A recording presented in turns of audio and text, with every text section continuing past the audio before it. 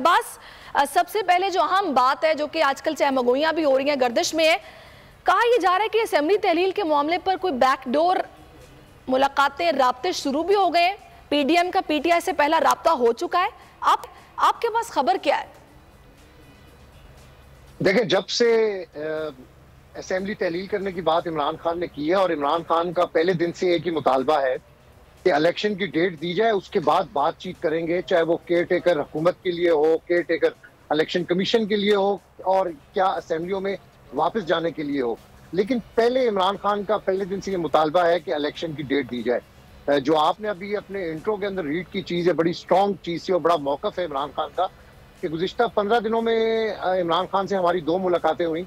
उन मुलाकातों में इमरान खान ने हर बात के जवाब में यही कहा कि अगर अपोजिशन इलेक्शन की डेट दे देती है तो मैं मुज़ाकरात के लिए तैयार हूँ, बातचीत के लिए तैयार हूँ, वो किसी सतह पर भी हो।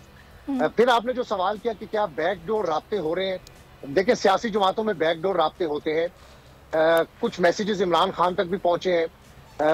परवेज इलाही साहब और मुनस इलाही साहब, जिनके बारे में बार बार ये सोशल मीडिया पर एक कैंपेन चलाई जा रही है कि वो इमरान खान को छोड़ रहे हैं, उनके किसी इंटरव्यू का हवाला भी दिया। चीज की भी हर किसी का एक अपना ओपिनियन होता है, लेकिन मेरे जो मुसद्दका जराए हैं उसके मुताबिक मुनस इलाही इमरान खान के साथ खड़े हैं, चौधरी परवेज इलाही भी उसी तरह खड़े हैं जिस तरह मुनस इलाही इमरान खान के साथ खड़े हैं। और एक कमिटमेंट है चेयरमैन तहरीक इंसाफ इमरान खान और चौधरी परवेज इलाही में कि जब इमरान खान कहेंगे असेंबलियां डिसॉल्व कर दी जाएंगी।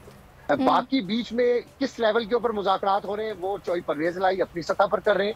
तहरीक इंसाफ के मुज़ाकरात, चाहे वो सदर मुमलिकत के जरिए हों या किसी और सतह पर हों, वो किसी और लेवल के ऊपर हो रहे हैं। आफ्टर ऑल इलेक्शन का जो मुतालबा है इमरान खान का, बड़ा उनका क्लियर स्टैंड है कि अगर पंजाब और केपीके की असेंबली वो तहलील कर देते हैं तो 66% मुल्क में इलेक्शन करवाना पड़ेंगे और ये क्योस होगा। तो इसलिए पीडीएम जो कि पहले बड़ी बढ़के मारती थी, बड़ा इनका एक वाज़ेह स्टैंड था कि इमरान खान असेंबलियां तोड़ दे तो हम असेंबली तोड़ देंगे और इलेक्शन की तरफ हम चले जाएंगे।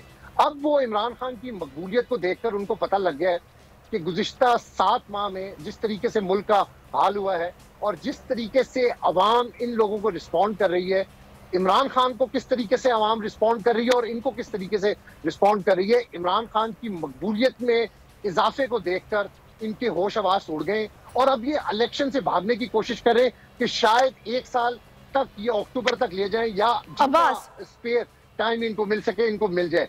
लेकिन मैं एक चीज कंप्लीट करना चाह रहा हूँ, लेकिन इमरान खान का सिर्फ एक मुतालबा है कि अगर लड़ना है तो इलेक्शन लड़े और मैदान में आकर लड़े। आपको पता चल जाएगा कि इस वक्त अवामी मकबूलियत किसकी है। जी सही।